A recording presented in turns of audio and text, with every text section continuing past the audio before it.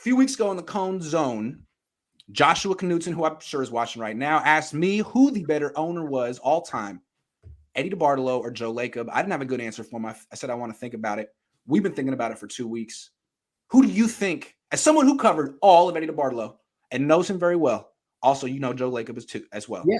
For him, who's better? Okay, I want to preface it. I know them both very well. I know Eddie better, and I probably like Eddie better. Okay, I've had more interactions with Eddie, but I like Lacob. Whenever I had his personal cell number, whenever I needed something, I could call him, and he was always helpful. I think he's a good guy. So I get the personal thing out of the way. Eddie is deified as the greatest owner. I would have to say Lacob is a better owner. Not taking anything away from Eddie. Right. You can both be great. Yes. I'm saying Eddie was great, but I give the edge to Lacob. So let me give you some reasons, Iggy. Eddie won 5 Super Bowls. Lacob has won 4 championships. That's pretty big. Eddie could not get a stadium in San Francisco. True. I'm not saying it wasn't hard, and I know he tried very hard. Lacob got his arena. That's a really big deal. He got the arena, and I'm going to say in 10 years. He bought that team in 2010. Had it up and going by 2020. Yeah, it's remarkable what he did. And the other thing is, Eddie got into legal trouble and was banned by the league. He had to give up his team. Banned by the league. It hurts my heart. Yeah.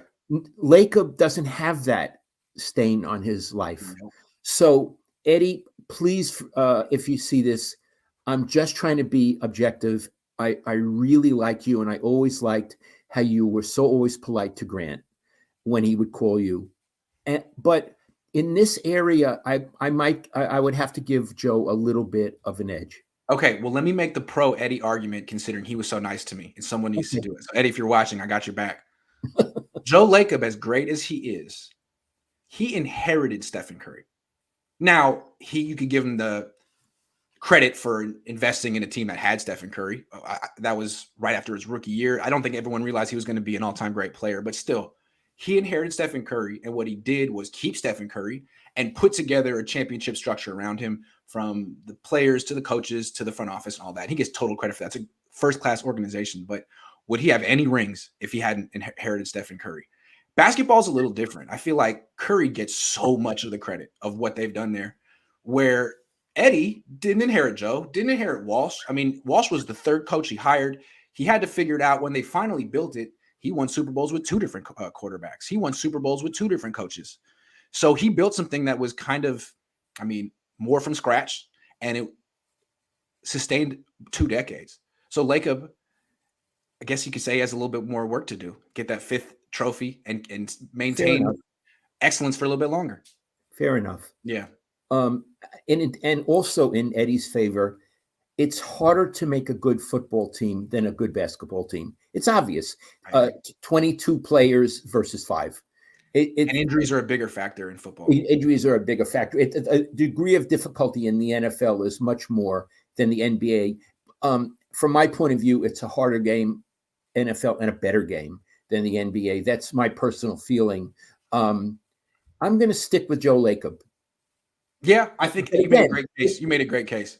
It's Eddie and Joe. It's by a sliver. It's by a sliver. And I want to say the most important point is, boy, has the Bay Area been lucky to have 2 owners like them. Yeah, before we move on, I think it's fair to bring in the Giants owners, because they won 3 championships in a 5-year stretch, which is as good as anything the Warriors and Niners ever did. So where do they factor in? I'm glad you brought them up. I rank them in the same category as Lacob and Eddie. Now, it's an ownership group. It used to be the managing partner was Peter McGowan. Poor guy died.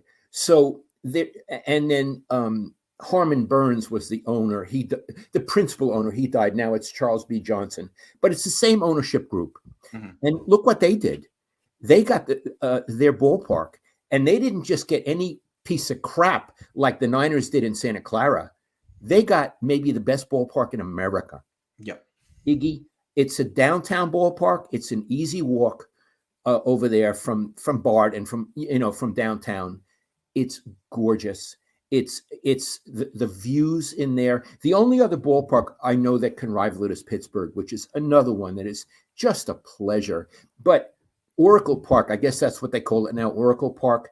From my point of view as a journalist, sitting in that gorgeous press box, it was an honor. So these people, championships, and they got Barry Bonds. Yeah. Iggy, they needed a star, and they got the biggest star in baseball. No matter what you think about Bonds, and I have a very low regard for him, as a ball player, he was a great ball player. And they got him before he started doing all the unethical stuff. That's what I think. Yeah. And they were so bold. They said, we need a superstar to anchor this franchise and to get a new stadium. And so I would have to say the Niners and the Warriors, but the Giants are right up there with them. Boy, are we lucky. Let me ask you one follow-up back with Eddie and Joe. We basically centered our discussion on what they did differently, what they had, the differences, and trying to split hairs. They're both great. What do you think? What similarities do you see between them? Yeah. Okay. I love it. They both, like athletes, have a burning desire to win. Yeah. Yeah. Would you agree that's what it is? Yeah. It's like this. It's almost like they're on the field. They have the same competitive, I don't know, fire that Steph Curry has, that Jerry Rice had, that Joe Montana had. They were matched. They were matching the players, and as opposed to, we have questions about Jed. He hasn't really proven that yet. I mean, there's no question with Eddie. There's no question with Joe. That's right. Both of them. I mean, you could see when the Warriors got beat a few years ago before I retired in the championship. Yes, the Cavs. To the Cavs, they got beat at home. Yes, they did. They lost 2 in a row. They got beat at home. I was late in the locker room, and I was scurrying back to the press room to write my column. And here's Joe Lacob alone in the corridor with a security guard. No one else, a security guard going over the game saying, gee, I don't understand how we didn't win. If this had happened and this had happened, he was brokenhearted. He wasn't talking to Bob Myers. No. He wasn't talking to Steve Kerr. He was talking to a security guard. Wow. Honest to God, Iggy. That's really messed up. That's really being affected by it, right? Yeah. He was pouring out his heart. The guy was wearing a uniform. You know what I mean? Right. He's probably repeating the same stuff to anyone who would listen for months. Yeah. And I just thought there were so many thousands of these very human moments that I've experienced in my life. Yeah. And here's the owner pouring his heart out. He may not even have known the guy's name. Yeah. Or maybe he did. But yeah, I see what you mean. Yeah, it's very interesting. So I would say, they're competitive, off the chart feelings about winning, Eddie and Joe Lacob. Yeah. Before we wrap this up, we're not going to wrap it up because I want to talk about the A's. Okay, yeah. The thing about Lacob is he's almost over the top with his competitiveness. I mean, I feel like Eddie I wasn't there, but he sort of let Bill and McVay do their thing. Joe Lacob, no. Okay, I'm wrong. So okay. But I'm talking like times Eddie. Wait a minute. You know how many times Eddie fired Bill? True. He fired him one time. I was right there in New Orleans when he fired him. Let me tell you what I mean, though. With Joe's son, Kirk, is one of the top personnel decision makers on the Warriors. And I feel like Joe and Kirk are highly involved in the drafting process, in the player acquisition process. So what the Warriors are doing right now is they just won the championship, but they're letting some of their veterans go because Joe and Kirk really believe in a few young guys who are 19 and 20. It's a little different than Eddie, I think, but maybe they're right. It just seems like, remember when he first bought the team and he was explaining how passionate he was about basketball, and he says he plays every week, and we're like, at Stanford, yeah. Did he just say that? That's how he is. He really thinks he's not just a great owner, but he's like one of the reasons that they're so, you know what I mean? Let's see how. I agree. Yeah. And it's true. Eddie let Bill run the franchise, except when he fired him. Right. But then he would rehire him the next day. Yeah. Joe thinks he's like part of the brain trust. What's that? Joe thinks he's a very important part of the brain trust. I'd say there's no question. Yes. Yeah. Which is amazing. Yeah. Yeah. All right. Don Marcus wants to go back. No. Sorry about that. Listen to We the want to talk A's. about the A's because So they're so forgettable. I want to say, I just said that the Bay Area is so lucky to have those three franchises and those three great, great world-class ownerships. The A's. Now, A's. this guy, this is the gap. This is that ownership, that family. Mhm. This is a very wealthy ownership, Mhm. and they're always complaining about the ballpark. Mhm. Okay, we got the message. You know Mhm. what? We got the message. They are so disgusting. They let all their good players go all the Yeah. time. Yes. So what they do is they thumb their nose at the fans. Yes. They get crummy attendance. They've earned it. Yes. They've earned it. Yeah. And I want to say something else, and this bothers me. Billy Bean. Mhm. Iggy, you know Billy. He was very nice to you. Mhm. I know Billy, and I like Billy. I like him very much. He's always been nice to me. Yeah. So it's not personal what I'm saying. Whenever I see Billy, it makes me smile. Yeah. He's very bright. He's very sophisticated. He has a wonderful sense of humor. What in the world has he done with his career? Why would you stay at a piece of crap franchise like that? He had a book written about him, a movie made about him. Yeah. Everybody, Moneyball. Never won a damn thing. Never won a damn thing. And the reason he never won is because he's working for a cheap skinflint franchise. Part owner. Now, I think he could have had the Boston Red Sox. He could have been their general manager. Somebody with a competitive spirit like Joe Lacob would have wanted that. Right. It seemed like Billy didn't want that. No, because here he has job security. He's a part owner. And excuses. Yeah. He doesn't actually have to win. He has to just exceed expectations. That's right. Right. He had excuses for losing. Right. Well, that's not a competitor. You don't want excuses. Bill Belichick doesn't want excuses. He wants to win. Right. So what's amazing, real quick about the A's, they're trying to build this new ballpark in Howard Terminal, and they're saying they're going to privately finance it, and they're saying all the right things. Meanwhile, they have the worst team in baseball. They got rid of all their good players. Matt Chapman's gone. I can't name 3 players on the team. And while they're the worst team in baseball with no recognizable names, they increased ticket prices this year. That's how much they thumb the nose at their local fans. So we'll see if they actually do this freaking stadium. We'll see. Anyway, I just had to get that off my chest.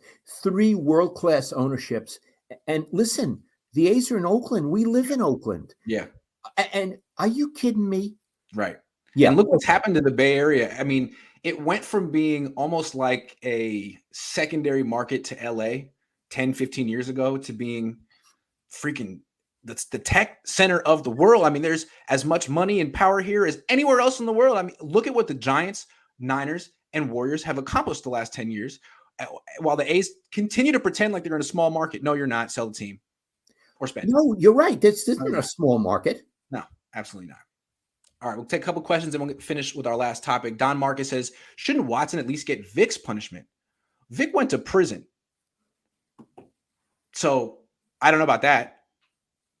And I don't think Watson has been criminally charged. No, there was a grand jury and they said, no, there's not enough. Okay. No. So no. Kev F says, should the Dubs trade for Kevin Durant near guaranteed ring? Dad, do you see this? That Kevin Durant has requested a trade. That's how I feel. They just won the championship. Why are you changing the team? Keep him away. Yeah. He's a whiner. He's a whiner. He's sensitive. He wants the ball too much. Yeah. They don't need him. He brings like a cloud of negativity to whatever team he's on because it's all about him and his legacy and the respect that he's not getting. And he's threatened by Stephen Curry. Fans are always going to prefer Stephen to Kevin out here. I think that's the reason he left in the first place. No, plus he's old. He's not old, but he's 32, 33. He's blown out his Achilles. He doesn't play defense anymore. He needs to play power forward, not small forward. Andrew Wiggins is like 27. He's got a future. I say no. I'd say absolutely not. I hope they don't do that. And plus, he and Curry's a better player than Kevin Durant. Demonstrably. Yeah. Yes.